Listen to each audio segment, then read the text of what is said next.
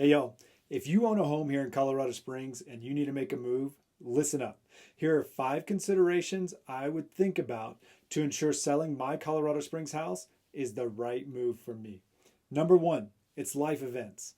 Perhaps you've added to your family and you've outgrown your home, passed up on a new job, perhaps, or you simply need to relocate for personal reasons.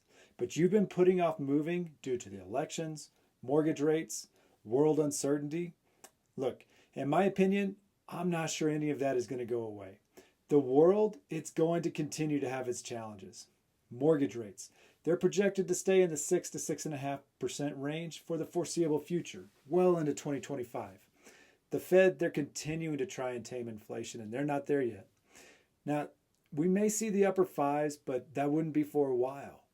This is our reality. So if you need to relocate, but you're putting life on hold because of these factors, I'm afraid to say, but you may be in a holding pattern for a while. I like to keep a mindset of moving forward, and I'll quote the great Dory from Finding Nemo, uh, just keep swimming. And if you decide that moving is the right choice for you, well, that coincides with number two. And that's our natural desire to tie up loose ends. As one chapter ends and it's time to start fresh with another one, selling your home is a part of that equation. And then we have number three, and it's equity. It's your cash sitting in your home.